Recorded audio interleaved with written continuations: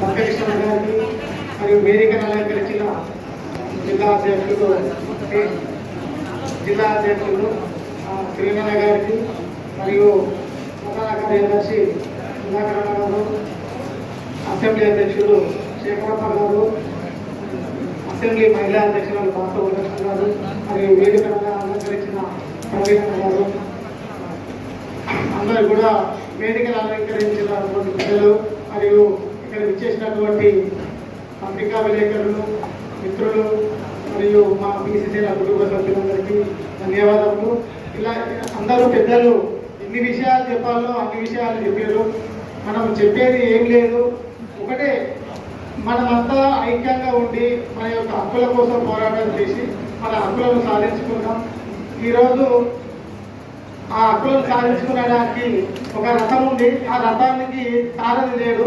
ఆ సారథి మన శ్రీనన్న గారి రూపంలో వచ్చింది కాబట్టి ఆ సారథిని అదేవిధంగా స్టేజ్ మీద ఉన్నటువంటి మన జిల్లా ప్రధాన కార్యదర్శి సుధాకరణ గారికి, అదేవిధంగా నియోజకవర్గం బీసీల నియోజకవర్గం అధ్యక్షులు మన శేఖరప్ప గారికి, అదేవిధంగా మన మహిళా బీసీల అధ్యక్షురాలు వరలక్ష్మక్క గారికి, ఆమె మహిళలను పోస్టులు ఇచ్చి మంచి మంచి అధ్యక్షులను చేసి ఆమె సత్తతోటి ఆమె స్థాయికి తీసుకురావడానికి ఆమె ఎంతో కృషి చేసింది.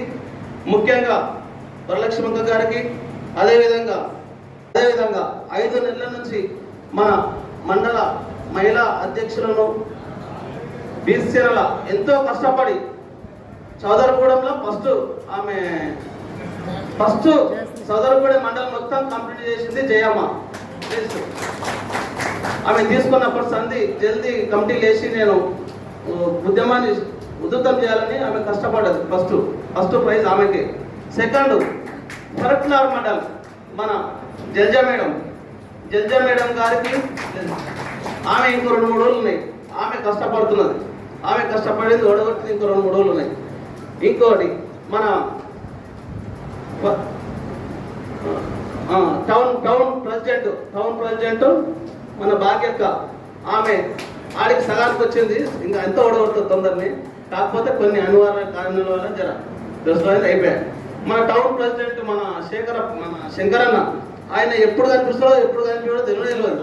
ఇవాళ కనిపిస్తున్నాడు, ఎప్పుడైనా మీటింగ్ రోజు కనిపిస్తాడు. కంపెనీ లేవు ఏం లేవు అంటే చెప్పాలి, అందరూ యాడ్ చేసుకోవాలి. రేపటిసారి స్టార్ట్ చేయాలని అట్లా ఏం లేదు, మనం ఎవరెవరు గౌరవించుకోవాలి.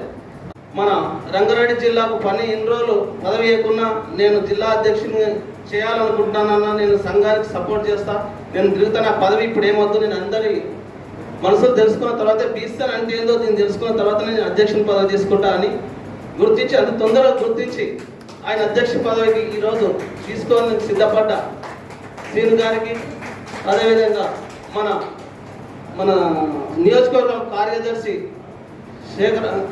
చంద్రశేఖరన్న గారికి, మరి శ్రీకాంత్ అన్న జయమంబడి ఆయన బాగా కష్టం ఉంది. మన శ్రీకాంత్ అన్న గారికి అలా భర్త అయినా కానీ ఇద్దరు కలిసి మన సంఘంలో పనిచేస్తున్నారు. ఆయనకు, అదేవిధంగా బాలజన్న గారికి లేవు, ఆయన బీసీసీలో బాగా అందరికి కష్టపడి చేతోడగొట్టు. బాలజన్న గారికి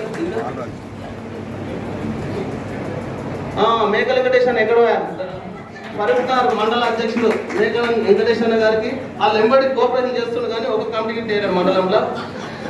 ఇప్పుడు జిల్లా స్థాయి పోషిస్తున్నాం, ఆయన ఏనాడు ప్రమోషన్ చేస్తున్నాం, జిల్లా స్థాయి పోషిస్తున్నాం ఆయనకు. అదేవిధంగా ఇంత ఓపికతోటి ఇంతమంది నరసింహన్న ఉపాధ్యక్షులు, నందిగామ ఉపాధ్యక్షులు నరసింహన్న గారికి, నందిగామ మండల్ మహేష్ గారికి, అదే మన ఫరక్నార్ మండల ఉపాధ్యక్షురాలు శ్రవంతమ్మ గారికి, గిరిజ సౌజన్య మేడం గారికి, ప్రధాన కార్యదర్శి సౌజన్య మేడం గారికి, హరితక్క గారికి, మొన్ననే కొత్తగా సెలెక్ట్ అయ్యింది మన గొందూరు మండలం హరితక్క గారికి, మీకు మన ఆల్గడ్డ ప్రవీణన్న గారికి, ఇంకా అందరికి పేరు పేరు నమస్కారాలు తెలుపుకుంటూ, మనం ఈ బీసీసేన ఎందుకు పెట్టినామంటే 45 సంవత్సరాల నుంచి ఆర్ కృష్ణ అలుపెరుగని పోరాటం బీసీల కోసం పోరాటం చేసి స్థానిక సంస్థలలో రిజర్వేషన్ల నుంచి పోరాటం చేసి ఎన్టీఆర్ మీద అప్పుడు యుద్ధం చేసి పోరాటం చేసి స్థానిక సంస్థల్లో 42% రిజర్వేషన్ తీసుకొచ్చిన మొదటి వ్యక్తి ఆర్ కృష్ణన్న.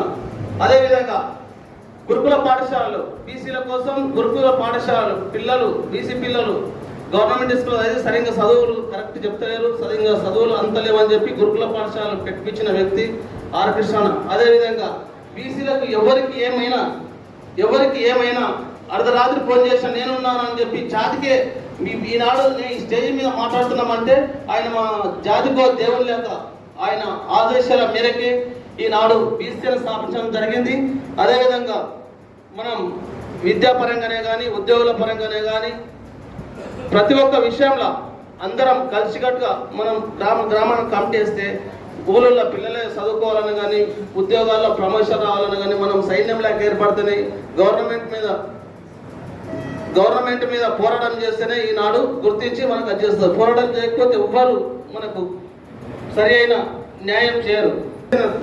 స్థాపించి బీసీలకు సైనికుల్లాగా తయారు కావాలని చెప్పి ఆర్ కృష్ణ నన్ను ఈనాడు బీసీని పెట్టి నన్ను ఈ బీసీని ఆయన చేత మీద స్థాపించడం జరిగింది. జాతీయ అధ్యక్షుని చేసిండు ఆయన ఆలోచన మేరకే గ్రామాన్ని తిరుగుతున్నాం. రాష్ట్ర స్థాయి నుంచి కాకుండా గ్రామ స్థాయి నుంచి రాష్ట్ర స్థాయికి పోవాలని చెప్పి ఈ బీసీన ప్రతి గ్రామంలో ఎవరికి ఏం అన్యాయమైనా ఎవరికి ఏ చిన్న సమస్య వచ్చినా బీసీలకు మేమున్నామంటూ ప్రతి బీసీన కార్యకర్త ముందుండి పోరాటం చేయాలి. అదేవిధంగా కొన్ని విషయాల్లో రాజకీయ పరంగానే కానీ బీసీలు రాజకీయ పరంగానే అనగదొక్కబడుతున్నారు.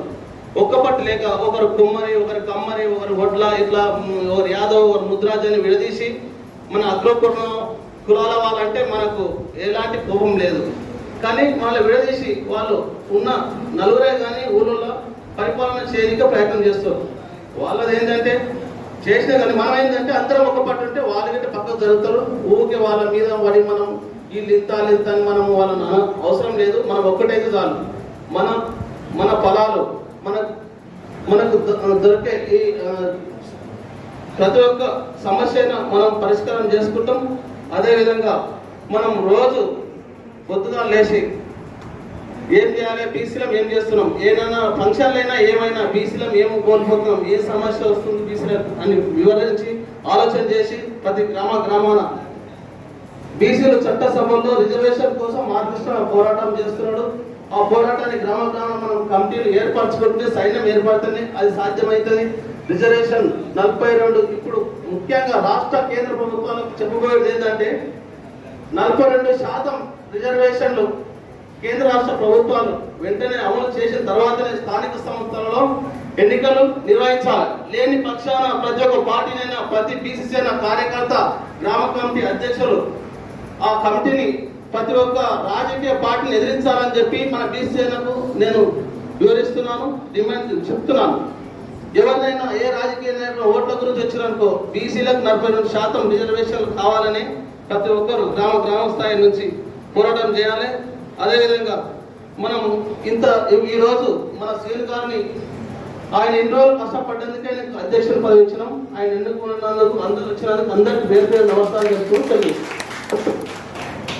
నైట్ అయినా ఒక గంట లేట్ అయినా మా మీడియా మిత్రులు పాత్రికేయులు అందరూ కూడా మాకు సహకరించి అంటే మేము ఫోన్ చేసి చేసిన ఒక గ్రూప్లో పెట్టినా వాళ్ళు తీసుకొని ఇవాళ బీసీసీ షాద్ నగర్లో వెలుగుతుందంటే మా మాటలు కానీ మా బీసీల కష్టం కానీ ఎంత ఉందో అట్లాగే మా పాత్రికేయుల పాత్ర కూడా అంతే ఉంది. ఎందుకంటే వాళ్ళు కులమతం చూడలేదు, ఎక్కడున్నా ఏమున్నా అన్ని పేపర్లో వచ్చేటప్పుడు వాళ్ళు ప్రయోగం చేసిరు. ఆ విధంగానే ఇవాళ చేశారు. కాబట్టి ఇవాళ మేము బీసీన కనీసం ఈ మీటింగ్ పెట్టుకొని ఇంత పెద్ద ఎత్తున షాద్ నగర్ లో మెరుస్తున్నాం. జిల్లాలో కూడా మా పేరు వినబడుతుంది. సో ఆ విధంగా మాకు సపోర్ట్ చేసినందుకు ప్రత్యేక ధన్యవాదాలు తెలుపుతున్నామన్నా మీ అందరికీ. అట్లాగే మా బీసీసేన మాకు తోడుగా మా అన్నదమ్ములాగా మా గజలంలాగా అట్లాగే మా సుధాకర్ అన్న గారు, అతిశేఖరమ్మ గారు, బాస వరలక్ష్మక్క గారు, అట్లాగే మా మహిళా అక్కలు మా అమ్మ జయక్క కూడా. ఎందుకంటే మిగతా వాళ్ళు మా జయక్క, భాగ్యక్క, సౌజన్యక్క, తర్వాత అనితక్క, శవంతి, తర్వాత ఇంకా పేరు అక్క కుదరలేదు బాలమన్నక్క అందరూ కూడా. అట్లాగే మా శ్రీకాంత్ అన్న గారు, తర్వాత చంద్రశేఖర్ అన్న గారు, బాలరాజ్ అన్న గారు, వీళ్ళంతా కూడా అంతే. మేము డైలీ కలవకుండా ఖచ్చితంగా ప్రోగ్రామ్కి వచ్చి ప్రతి ప్రోగ్రామ్ ఎట్లా మూవ్ చేయాలి, ఎట్లా మాట్లాడాలి, ఏ నైట్ 10 గంటలకు ఆఖరికి ఒక రోజు మాకు చౌదరగూడ మండలంలో 10 గంటలకు కూడా మీటింగ్ పెట్టిన రోజులు ఉన్నాయి. సో అట్లా మీటింగ్ పెట్టుకు కష్టపడుతూ వాళ్ళ ఇల్లు వదిలేసి, వాళ్ళ ఉద్యోగాలు వదిలేసి, వాళ్ళ జాబ్ వదిలేసి ఇవాళ బీసీ సేన కోసం, అంటే బీసీ సేన సమాజం కోసం, బీసీల సమాజం కోసం వీళ్ళు ఇంత కష్టపడుతుంటే మాకు చాలా ఆశ్చర్యంగా ఉంది. సో దాన్ని మేము ఒకసారి గమనించినాము. సో బీసీలకు అందరికీ కూడా మనం ఒక అవేర్నెస్ తేవాలి, ఒక సమాజాన్ని అవేర్నెస్ పరుస్తామని మేము మాకు ఈ అవకాశం ఇచ్చి జిల్లా పోషిస్తున్నందుకు మా కృష్ణ గారికి ఆ మాట నిలబెట్టుకుని మరోసారి మాటిస్తున్నాను. మళ్ళీ ఒకసారి క్షమించండి, మీటింగ్ లేట్ అయింది, పాత్రికేయులు చాలాసేపు అయింది, మరీ క్షమించాలని కోరుకుంటున్నాను. ఇంతతో